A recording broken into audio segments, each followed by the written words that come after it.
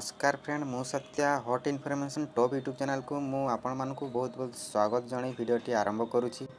आजिकार वीडियोर विषय वस्तुटी होछि केशरे रूपी बंद करबा पई आपणांतु एही सब घरोई उपचार। तो उपचार गुडी को कोन कोन मु आपण मानकु बतेइबी एही वीडियोटी को पूरा देखंतु टिके भी स्किप न करी।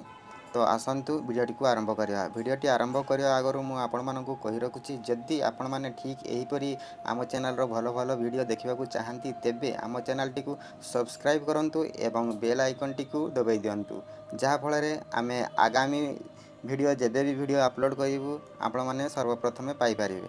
तो आसंतु जानिबा केशरे रूपी हेबा एक साधारण कथा। विशेष करी शीत दिने चर्म शुष्क होइथिबारु अधिक रूपी होइथाय। यह उभय महिला और पुरुषंक मध्यने मध्य होइथाय। बाजार रे रूपी छड़ाइबा पई विभिन्न प्रकार सामग्री मिलुछि हेले से सब जिनिसर व्यवहार कले संपूर्ण रूपी दूर होई न थाए। चर्म और केश पई एलोवेरा व्यवहार हेउछि एक चमत्कारी उपचार। एलोवेरा को आपण मुंडरे लगाई किछि समय रखंतु तापरे एहाकू संपूर्ण भाव में सफा कर दियंतु। आंटी फंगल तत्व रही जहा रूपी को बाहर करिबारे बेस सहाय्य करिथाय। रूपी बंद करिबा पई प्राचीन कालरू लोके दही व्यवहार करि आसुचंती।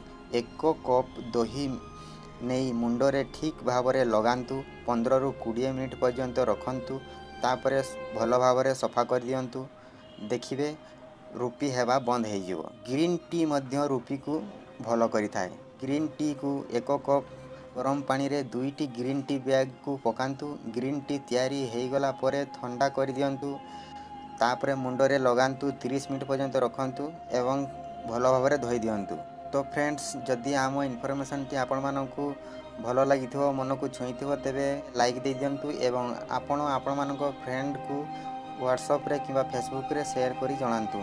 तो आजिकार वीडियो रे एतिकी रहुची पुणी देखा हबो। जय हिंद बाय बाय।